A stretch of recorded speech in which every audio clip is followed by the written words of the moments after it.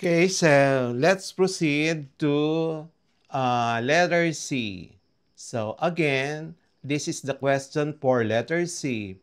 On what bearing is a ship sailing if it is heading west? Letter C, it's now the west.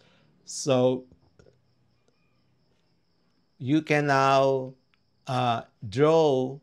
So you have there the north, and then you draw also the west, and then from the starting point, which is the north, and then up to your end with an pointing an arrow, you measure the angle to be 270 degrees.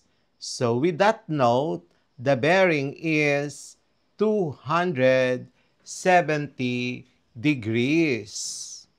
So for letter D, let's go back to our problem. So on what bearing is a ship sailing if it is heading southeast?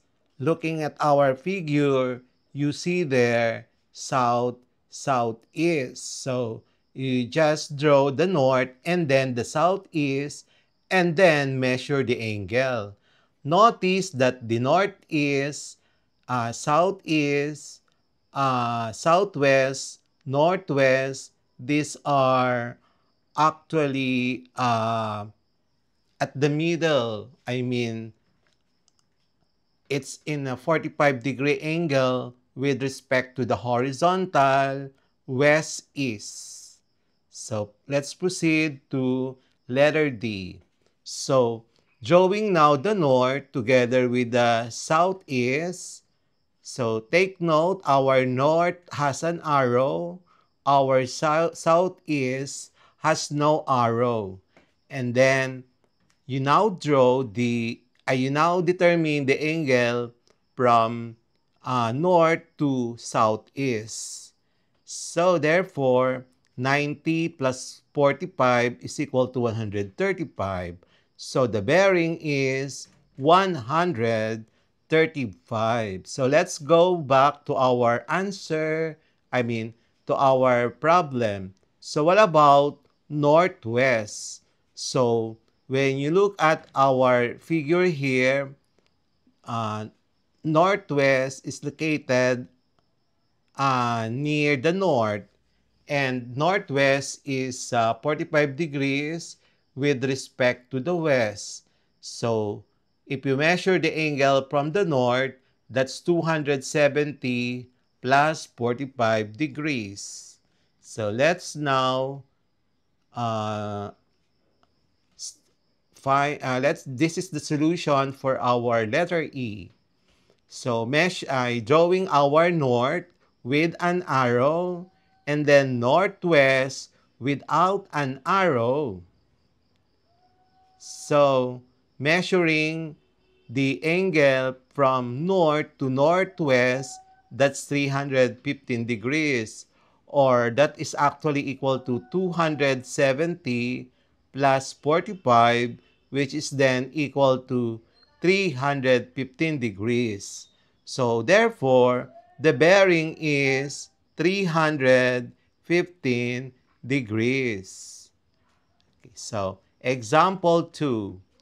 A ship sails from A to B on a bearing of 6060 degrees. On what bearing must it sail if it is to return from B to A? So, solution, the diagram shows the journey from A to B. So, from A to B, that is your 060 bearing. Take note, in our starting point A, we have the north drawing up the direction with an arrow. And then going from A to B, the bearing is 60 degrees. Take note of the arrow between the line A B. But we are asked on what bearing must it sail if it is to return from B to A. So our direction now is from B to A. So notice that in B, we have the north direction drawing with an arrow, and then we measure the angle from the north up to the line AB to determine the bearing that the ship must sail from B to A. So extending the line of the journey allows an angle of 60 degrees to be marked at B. So the bearing of A from B is 60 degrees. And then from A to B is 60 degrees. So you have there 60 degrees. We are looking at the point B. You have 60 degrees. Then you for the return of the ship to its starting point, so we need to add 180 degrees. So therefore, the bearing is 240 degrees of the ship for it to return from B to A.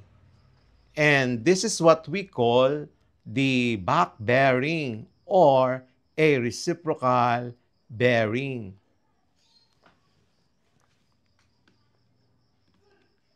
Example number 2. A ship sails 20 kilometers northeast, then 18 kilometers south, and then stops. How far is it from its starting point when it stops? And then letter B, on what bearing must it sail to return to its starting point?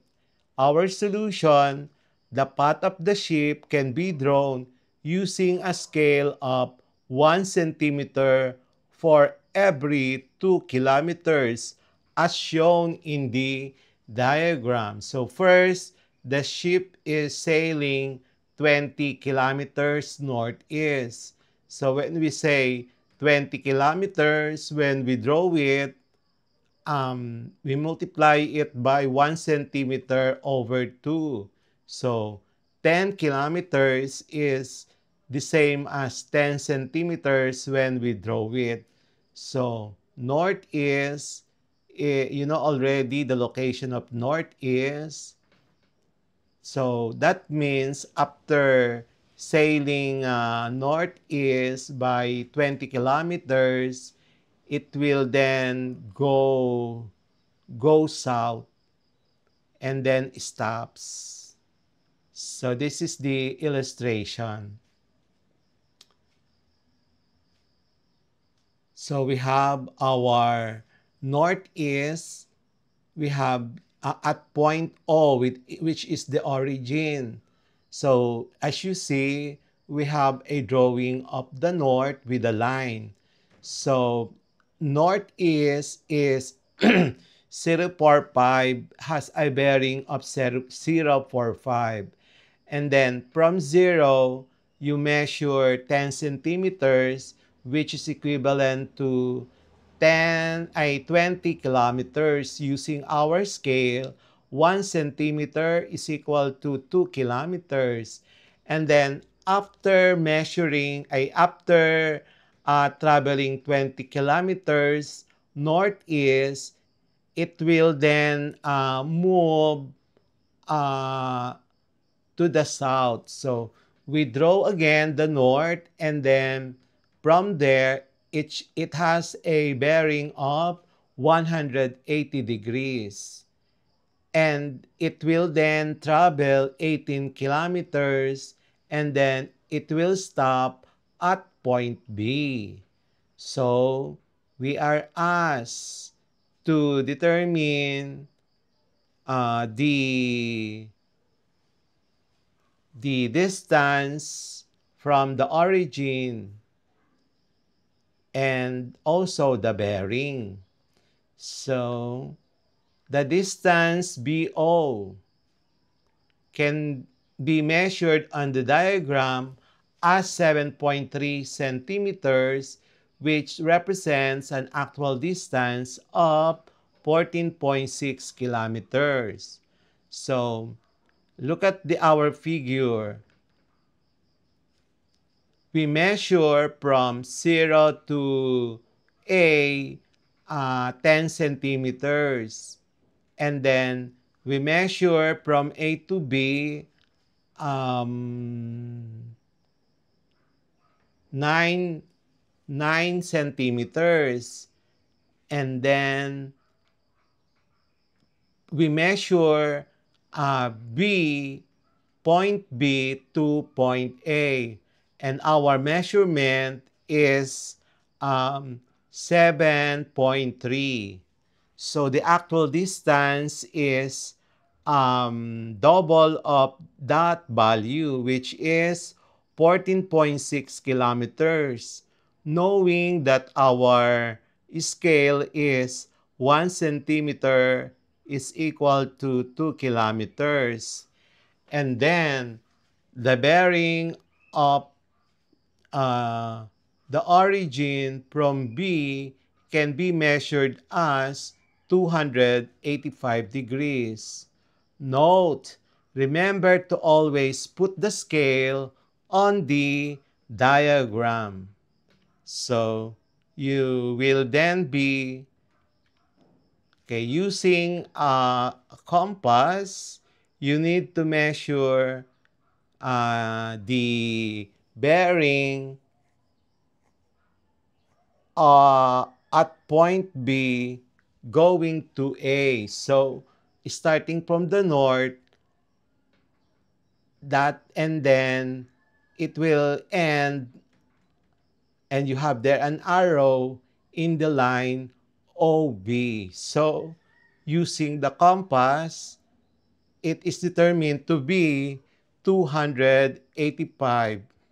So you need to write there bearing 285 degrees, and then the distance from B to A, from B to O, the origin is 14.6 kilometers.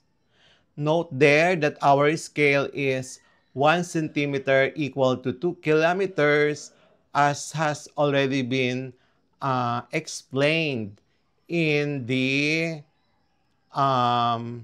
it is already given in the problem. So that's it. I hope you understand how to illustrate the movement and be able to measure correctly what is needed in the problem. Okay, so we will have the next part of this lesson to discuss the solution of this example number 3.